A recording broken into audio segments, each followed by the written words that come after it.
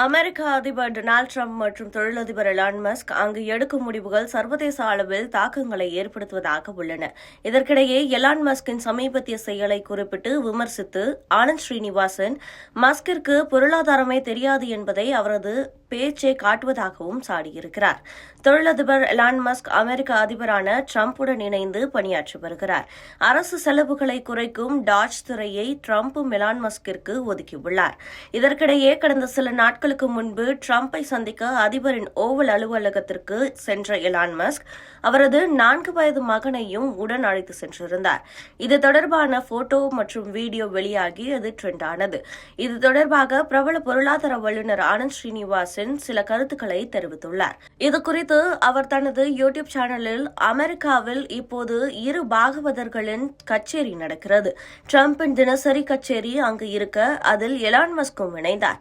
அதிபர் அலுவலகத்திற்கு அவரது 4 வயது மகனான எக்ஸை கையோடு அழைத்து வந்துவிட்டார். இதை பார்த்தால் எனக்கு இடியமினின் rise and fall of Idi Amin படம் தான் நினைவுக்கு வந்தது. இந்த படத்தில் இடியமின் தனது 6 வயது மகனும் ஃபீல்டு மார்ஷல் பட்டம் கொடுப்பார். அந்த ரேஞ்சில் தான் இப்போது அமெரிக்காவில் நடந்து வருகிறது. கேட்டால் நாங்கள் தான் உலகின் வலிமையான ஜனநாயகம் என்று வேறு சொல்லிக் கொள்கிறார்கள்.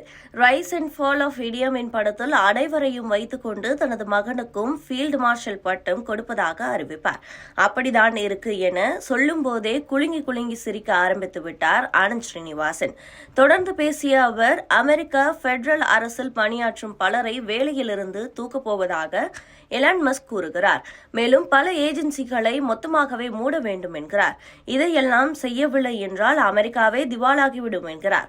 இதிலிருந்தே எலான் மஸ்கிற்கும் பொருளாதாரம் என்றால் என்னவென்று தெரியாது என்பது தெளிவாக தெரிகிறது. ஏனென்றால் ஒரு நாடு என்பது மொத்தமாக திவாலாகவே ஆகாது. அவர்கள் நினைத்தால் எவ்வாறு வேண்டுமானாலும் பணத்தை அடித்துக் கொண்டே இருக்கலாம். எனவே நாட்டின் நிதி பற்றாக்குறை தாங்க முடியாத அளவுக்கு உயரும் என சொல்லலாமே தவிர நாடு திவாலாகும் என சொல்ல முடியாது. எலான் மஸ்கின் நடவடிக்கைகள் நிச்சயம் நீதிமன்றத்திற்கும் போகும். மேலும் டிரம்ப் நிர்வாகத்தில் எலான் மஸ்க் இருக்கிறார். அதே நேரம் அவர் பல நிறுவனங்களை நடத்தியும் வருகிறார். இது கான்ஃபிளிக்ட் ஆஃப் இன்ட்ரெஸ்ட் ஆக இருக்கலாம். நாசா இப்போது ஸ்பேஸ் எக்ஸ் மற்றும் போயிங் என 2 நிறுவனங்களுடன் வேலை செய்து வருகிறது. இப்போது போயிங் நிறுவனத்தின் எத்தனை ஒப்பந்தங்களை எலான் மஸ்கிடம் வருகிறது என்பதையும் நாம் பொறுத்திருந்தே பார்க்க வேண்டும் என்றார்.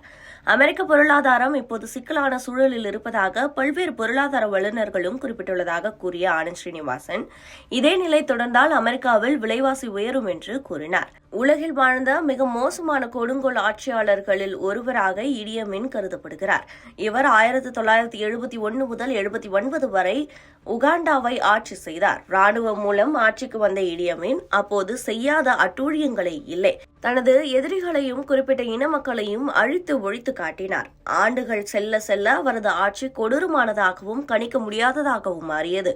மேலும் அதிகார பசியில் இருந்த இடியமின் மொத்த அதிகாரத்தையும் தானே எடுத்துக்கொண்டார்.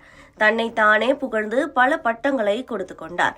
தனது குடும்பத்தினருக்கும் இதேபோல பல பட்டங்களை கொடுத்தார். ஒரு கட்டத்தில் இதேபோல அவரை புகழ்ந்து கொள்வது கேலிக்குள்ளானது குறிப்பிடத்தக்கது.